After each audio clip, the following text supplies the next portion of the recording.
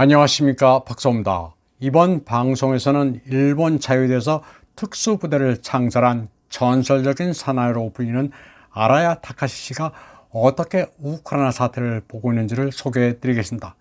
검도의 조예를 가진 아라야 씨는 자유대에서 예편한 뒤 국제정세 강연을 활발하게 하고 있는 인사입니다. 특히 우크라이나 분쟁에서 격변하는 세계에서 일본의 생존에 관해 열정적인 강연을 많이 하고 있습니다. 일본 내에서 그의 관점은 주류 미디어나 대중들의 일반적 시각과는 크게 대별되고 있습니다. 아라야 타카시는 지금 경제, 정치 상황은 푸틴 대통령의 계획대로 진전되고 있다면서 군사적으로 이기려고 영국과 미국이 우크라이나에 대량으로 무기를 쏟아붓고 있다고 말했습니다. 그러나 러시아는 핵 전쟁도 불사한다는 스탠스에서 영국과 미국이 원하는 대로는 되지 않을 것이라고 말했습니다. 이런 상황에서 일본 정부는 미국이 제공한 정보의 의존에 세계를 보고 있기 때문에 올바른 판단을 내릴 수 없다고 말했습니다. 또 일본 국민도 미군 점령하에 정보 검열 체제를 그대로 개성한 미디어의 정보만 보도되고 있어 자립적인 사고를 할 수 없는 환경에 놓여 있다고 했습니다. 그리고 미국 없이는 일본이 존립할 수 없다는 생각이 만연해 정부, 미디어, 어용학자들은 중국이나 러시아의 위협에서 미일 동맹 외에는 다른 방법이 없다면서 선택지를 끊고 있다고 시작했습니다. 그는 미일 동맹만 있으면 일본은 안전하다고 생각했던 시절이 있었지만 지금 상황은 정반대라고 말합니다. 이대로 미국과 나토가 러시아에 대해 전쟁을 계속 도발한다면 핵 전쟁이 일어나는 것은 필연이며 일본도 사라질 수 있다고 그는 말하고 있습니다. 그는 미러 전쟁이 시작되면 미국은 일본에 대해 러시아에게 선전포고를 하라고 종용할 텐데 그것을 기시다가 거절할 리가 없다고 말했습니다. 그렇게 되면 일본은 러시아로부터 전혀 공격을 받지 않았어도 미국과 함께 러시아와 싸우게 된다는 것입니다. 아라야 타카시는 미러의 전쟁에 일본은 관여하면 안 된다면서 이는 일본을 위한 전쟁이 아니라 일본을 무너뜨리는 전쟁이라고 말했습니다. 그러면서 일본은 싸워야 할 때와 장소를 구분해야 한다고도 했습니다. 아라야 타카시는 우크라이나 분쟁의 기원에 대해서도 아주 해박합니다. 옛날 베이커 미 국무장관이 나토가 1인치도 동쪽으로 확장하지 않겠다고 고르바초프에게 구두로 약속한 뒤 냉전이 종식되고 소련이 해체됐다고 말했습니다. 그러나 나토는 계속해서 동진을 거듭했고 그것도 모자라 2000년대 들어서는 그루지아, 우크라이나, 키르기즈스탄에서 색깔혁명을 일으켜 반러 정부를 수립했다고 시작했습니다. 동구의 체제 전복이나 아랍의 봄 등은 앵글로색슨의 특수작전이고 2014년 유럽 마이단은 글로벌리스트에 의한 혁명이라고 말했습니다. 그는 전 미 국무부 차관 폴 크레그 로버츠를 인용해 우크라이나 시위는 EU 자금을 받는 NGO에 의해 조직됐다고 말했습니다. 미국의 목표는 우크라이나에서 미국의 은행과 대기업에 의한 약탈을 가능하도록 하는 동시에 러시아 국경에 군사기지를 만들 수 있도록 우크라이나를 나토에 끌어들이려는 것이었다고 시작했습니다. 또 당시 네오콘의 미 국무부 차관보인 빅토리아 눌랜드가 우크라이나 시위에 50억 달러를 투자했다고 발언한 점도 들었습니다.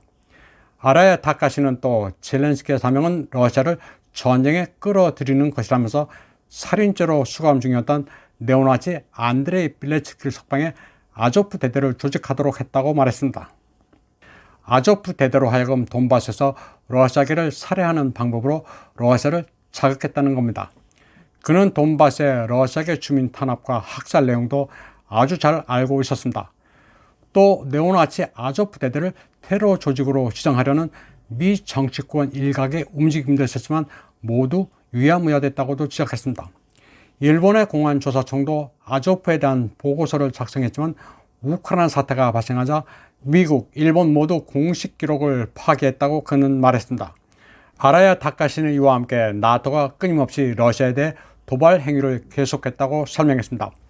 2021년 3월 이후 나토의 군함이 오데사에 입항해 우크라이나와 연합훈련했으며 같은 해 10월 미국은 우크라이나 내에 180개의 미사일을 배치했다고 그는 말했습니다. 또 그해 12월 바이든은 300명의 군사 고문단을 파견해서 우크라이나군 훈련을 개시했습니다. 젤렌스키는 당시 외국인 용병의 국내 주둔을 인정하고 시민권도 부여했습니다. 또 결정적으로 2022년 1월 네오나치 아조프 대대를 범한 우크라이나군 15만 명이 돈바스 인근에 집결했습니다. 그리고 1월 16일에서 17일에 열린 나토 국방장관 회담에서는 우크라이나에 대한 무기 지원 방침을 밝혔고 19일에는 젤렌스키가 핵무장 의도를 시사하는 발언을 했다고 아라야는 지적했습니다. 그리고는 돈바스를 향해 수백 발의 포격을 가했습니다. 아라야 다카시는 이런 호전적인 움직임에 대응한 게 푸틴 대통령의 특수군사작전이라고 설명했습니다. 2월 21일 도네츠크와 루간스크의 독립선언을 인정하고 그들을 보호하기 위해 추명한 게 2월 24일의 특수군사작전이란 겁니다. 아라야 다카시는 정치, 경제 분야에서 대러 제재가 취해졌지만 러시아는 더 강해졌다고 말했습니다. 푸틴은 곧바로 금 본위제를 확립하고 오페크 플러스라는 프레임을 발동시켜 페트로 달러를 망가뜨리는 데 성공했다고 그는 지적했습니다. 지금은 달러가 아닌 루블화나 인민폐로도 기름을 살 수 있게 됐다면서 달러가 호환성도 없는 휴지 조각이 될 가능성까지 나타났다고 말했습니다. 그리고 루블이 달러보다 강해졌으며 스위프트를 대신하는 결제 시스템도 만들어졌다고 시작했습니다. 또 브릭스 등은 미국을 제외한 경제권을 만들기 시작했고 유엔에서도 미국을 따르는 국가보다 러시아에 찬성하는 나라가 압도적으로 많다고 그는 말했습니다. 일본의 기시다 정권은 미국과 나토에 적극 호응하면서 러시아포비아에 미쳐 돌아가고 있습니다. 일본의 현 지도층은 일본인은 아시아인이 아니라 명예 백인이라는 이른바 타라 입구의 사상에 빠져있기 때문입니다. 그런 점에서 아라야 다카시 씨는 드물게 냉철한 생각을 가지고 있습니다. 무인으로서 싸워야 할 때와 장소를 가려야 한다는 이성적인 판단을 하고 있습니다. 이번 방송은 여기까지 하겠습니다. 시청해주신 여러분 감사합니다.